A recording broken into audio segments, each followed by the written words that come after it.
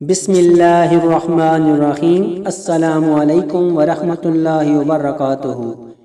ایک عورت حضرت حسن بصری رحمۃ اللہ تعالی علیہ کے پاس آئی اور عرض کی کہ میری لڑکی کا انتقال ہو گیا ہے، میری یہ تمنا ہے کہ میں اس کو خواب میں دیکھوں۔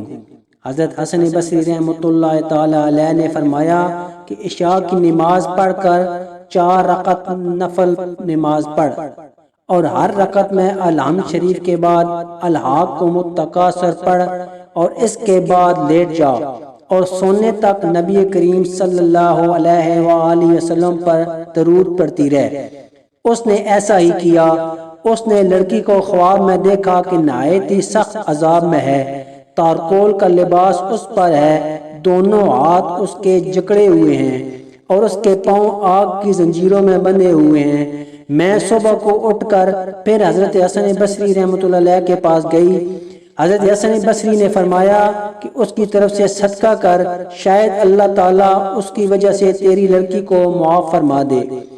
اگلے دن حضرت حسن بصری نے خواب میں دیکھا کہ جنت کا ایک باغ ہے اور اس میں ایک بہت ہی اونچا تخت ہے اور اس پر ایک بہت نہایت حسین و جمیل خوبصورت لڑکی بیٹھی ہوئی ہے، اس کے سر پر ایک نور کا تاج ہے۔ وہ کہنے لگی، حسن تم نے مجھے بھی پہچانا؟ میں نے کہا نہیں، میں نے تو نہیں پہچانا۔ کہنے لگی، میں وہی لڑکی ہوں جس کی ماں کو تم نے درود شریف پڑھنے کا حکم دیا تھا، یعنی عشاء کے بعد سونے تک۔ حضرت حسن بصری رحمۃ اللہ علیہ نے فرمایا کہ تیری ماں نے تو تیرا حال اس کے بالکل برعکس بتایا تھا جو میں دیکھ رہا ہوں۔ اس نے کہا، میری حالت وہی تھی جو میری ماں نے بیان کی تھی۔ میں نے پوچھا، پھر یہ مرتبہ کیسے حاصل ہو گیا؟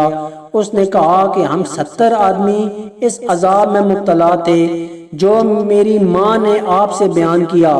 صلحاء میں سے ایک بزرگ کا گزر ہمارے قبرستان پر ہوا، انہوں نے ایک دفعہ درود شریف پڑھ کر اس کا ثواب ہم سب کو پہنچا دیا۔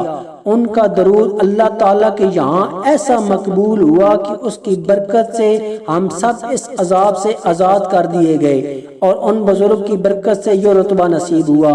اللہ تعالیٰ ہمیں بھی زیادہ سے زیادہ درود شریف پڑھنے کی توفیق عطا فرمائے۔ ویڈیو اچھی لگے تو لائک کیجیے اور چینل کو ضرور سبسکرائب کیجیے۔ جزاک اللہ۔